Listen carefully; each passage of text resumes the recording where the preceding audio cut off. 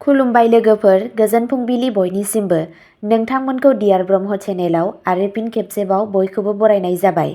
आं दिनै नोंथांमोननि सिगाङाव माखासे गोदान खौरां लानानै फैबावलायबाय। आसा खालामो नोंथांमोनहा खौरांखौ खोनासंनानै मोजां मोनगोन। गिबि खौराङावनो दङ आग्रासुआ 21 जानुवारियाव 12 घन्टा आसाम बन्द खावलायदों। कच राजबंशी हारिया बिथांमोनखौ शेड्युल ट्राइब एसटि बिमुं होनायाव सोरखारनि गोबाव जानायखौ गोख्रों गोजोननाय गैयै फोरमायदों। दैदेनगिरिफोरा मिरु आरो आसाम सोरखारखौ गोबां बोसोर खोथा होसेयावबो गावसोरनि समायखिराफोरखौ सुफुंनायाव फेलें जानायनि दाय होदों। दुलाराय कच राजबंशी फरायसा आफादआ बे मावनो हायैनि बेरेखायै 21 जानुवारियाव 12 घन्टा आसाम बन्द खावलायदों। बबेखानि एकेआरएसइउनि आफादगिरि क्षितिज बर्मन आरो बिथांनि नखरनि हेंथायै पुलिसनि अनागारि खालामनायनि खौरांनि उनाव जेंनाया बांदों। सुबुं समाजनि दैदेनगिरि बिस्वजित रायआ सांग्रांथि होदोंमोन दि बिसोरनि दाबिफोरखौ नेवसिबाय थानाया दावराव-दावसि सोमजिहोनो हागौ। कच राजबंशी सुबुंफोरा गोबाव समनिफ्रायनो मिजिं थिबोदों दि एसटि थामाना साबसिन खाबु लाबोगोन आरो गावसोरनि हारिमुआरि उनमोनथाइखौ रैखा खालामगोन। बे दाबिफोरनि सायाव सोरखारनि फिननायखौ फैबाय थानाय समाव मोजाङै नोजोर होनाय जागोन। बेनि सायाव थाबैनो आपडेट फैबावगोन। नैथि खौराङाव दङ मेघालयनि बिएसएफआ भारत-बांलादेश सीमा खाथियाव गुबुन हादोरारि रांजों भारतारि हायुंआरि जब्द खालामदों। सीमा रैखाथि हानजा बिएसएफआ मेघालयनि सानजा खासि हिल्स जिल्लायाव भारत-बांलादेश सीमानि साखाथियाव सासे भारतारि नोगोरारिखौ जाफुंसारै हमनो हादों। जर'खा बुद्दिनि सायाव बिथा खालामनानै 15 जानुवारियाव खालामनाय अपारेशनाव 3,66,850 बांलादेशी टका आरो भारतारि राङाव 1,15,510 रां बोखांनो हादोंमोन। बे जब्दआ गेजेर हायुंआरि सीमायाव आयेन बेरेखा हाबाफोरखौ दबथायनो आरो ओनसोलाव रैखाथिखौ रोखा खालामनो थाखाय बिएसएफनि सोलिबाय थानाय नाजानायखौ दिन्थियो। बे सप्तानि सिगाङाव बिएसएफआ बे जिल्लायावनो 4 बांलादेशी नोगोरारिफोर आरो 3 भारतारि दालालफोरखौबो खादोंमोन, जाय सीमा बारनाय दायफोरखौ फोजोबनो थाखाय गावसोरनि सांग्रां नोजोरखौ दिन्थियो। बिएसएफआ ओनसोलखौ रैखाथि होनो थाखाय गावसोरनि रादायखौ रोखा खालामदोंमोन आरो ओनसोलारि हारिफोरखौ सांग्रां थानो आरो जायखिजाया सन्देह गोनां खामानिफोरनि फोरमानथि होनो खावलायदोंमोन।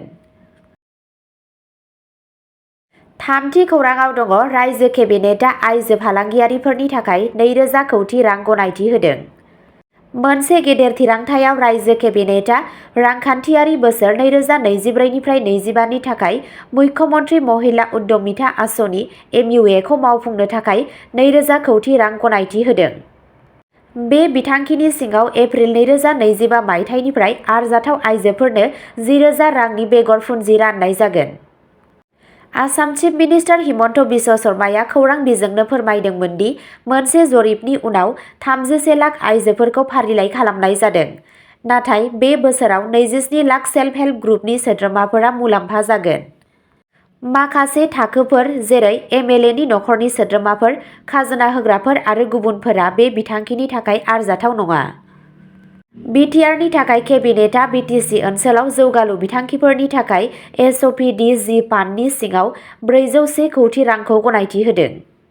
गुबुन मोनसे गोनांथार आगानाव Assam power general company limited (एपिजिसिएल) नि थाखाय रायजोनि बाहागो पुन्जिखौ 3,000 कौटि रांनिफ्राय 6,000 कौटि रांसिम बांहोनाय जादों, जायजों मोब्लिब दिहुनथायारि बिथायारि सानज'थाइखौ बांहोनाय जादों।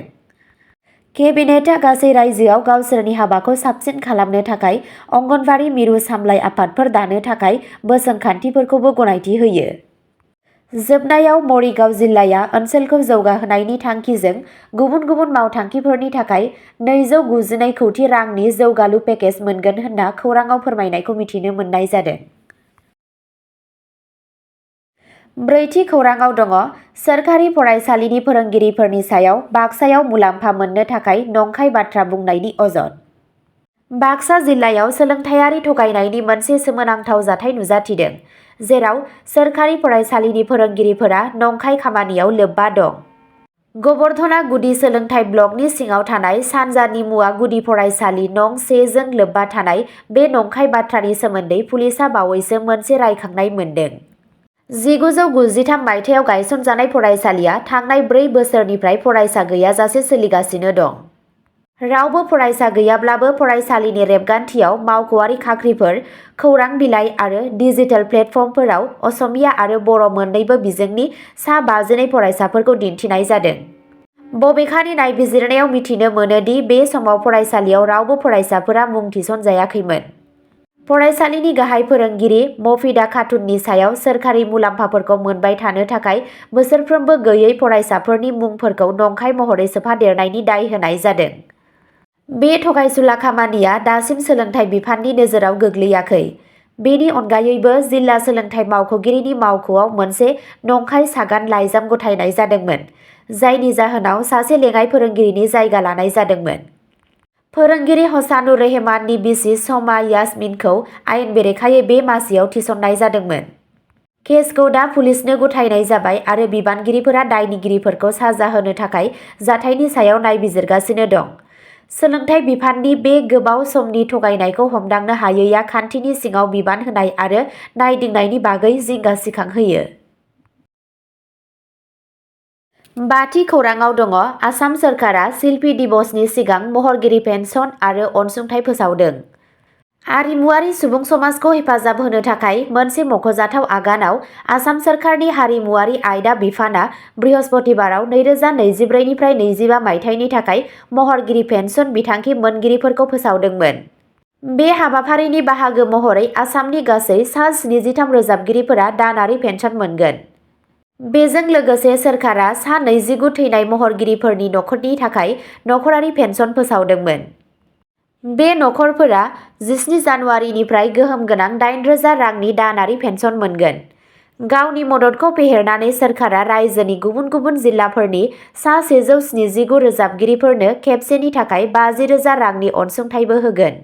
बेनि अनगायैबो सा 10 रोजाबगिरिफोरनि नखरफोरा खेबसे जर'खा हेफाजाब मोनगोन आरो सा 5 गुबुन गुबुन रोंग'थि गोनां महरगिरिफोरखौ खेबसेनि अनसुंथाइ बिथांखियाव सोफानाय जादों। बे गुवार हेफाजाब पेकेजनि थांखिया आसामनि हारिमुआरि सुबुं समाजनि बिहोमाफोरखौ मान होनाय आरो फोथांना लाखिनाय, जाय हारिमुआरि रैखाथि आरो अनसायनायनि थाखाय सोरखारनि रादायखौ गोख्रों खालामनाय। 6थि खौराङाव दङ BPFनि गाहाय हाग्रामा महिलारीआ मार्च-एप्रिल दानाव BTC बिसायख'थि खुंनो दाबि दैखांदों।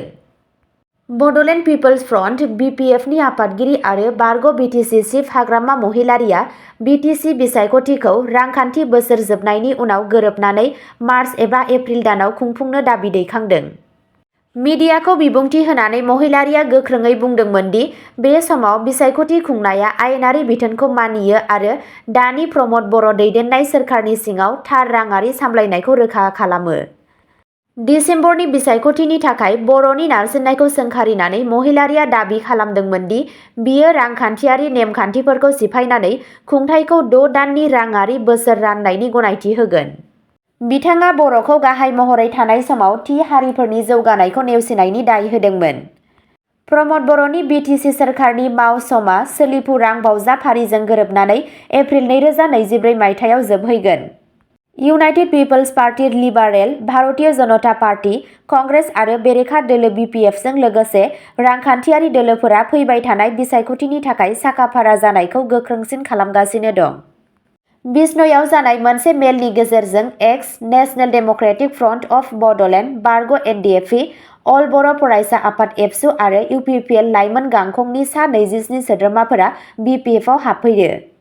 बेनि अनगायैबो आसाम प्रदेश कंग्रेस कमिटिनि बुंथिगिरि प्रबिन बर' आरो कंग्रेस दैदेनगिरि दिपज्यति चौधरीआ 16 जानुवारि खालि चिरांनि बाथौ खेराइ रिजर्टआव खुंजानाय मोनसे मेलाव मावख'आरि महरै BPF दोलोआव हाबदोंमोन, जेराव हाग्रामा महिलारीआ बाहागो लादोंमोन। राजखान्थियारि गोख्रैथि दानायजों फैबाय थानाय BTC बिसायख'थिया ओनसोलनि राजखान्थियारि थासारिखौ गोदान महर होनो थियारि जाबाय। 7थि खौराङाव दङ बड'लेण्डनि मोसाखावरि हान्जाया 26 जानुवारि खालि चेन्नाईआव बारदै सिख्ला सुबुं मोसानाय दिन्थिफुंगोन। समाज बिजोंनि गेजेरजों मिथिनो मोननाय खौरां बायदियैब्ला लोरगि थियेटार ग्रुपनि गाहाय नेहाथारि सन्जीब कुमार ब्रह्मनि दैदेननायाव बड'लेण्डनि मोसाखावरि हान्जाया 26 जानुवारि खालि चेन्नाइआव बारदै सिख्ला सुबुं मोसानाय दिन्थिफुंहैनो बड'लेण्डनि लोरगि थियेटार ग्रुपनि मोसाखावरि हान्जाया चेन्नाइ फारसे रावना होलांबाय। चेन्नाइनि मेरिना बीचआव तामिलनाडु हादोरसा सोरखारजों 26 जानुवारि 2025 खालि खुंजानो थांनाय रिपाब्लिक डे पेराडआव बारदै सिख्ला बर' सुबुं मोसानाय दिन्थिफुंनो थाखाय south zone culture centre, Thanjavur, Tamil Nadu ministry of culture गल्डनि हांख्रायहरनायाव लोरगिनि सेक्रेटारि सन्जीब कुमार ब्रह्मनि दैदेननायाव लोरगि थियेटार ग्रुपनि गासै 25 सा आर्टिस्टफोरा north east zone culture centre, Dimapur ministry of culture government of India जानानै मैया बेलासि 1 रिंगायाव कामरुप एक्सप्रेसजों ओंखारलांबाय होनना सुलुंनिफ्राय मिथिनो मोननाय जादों।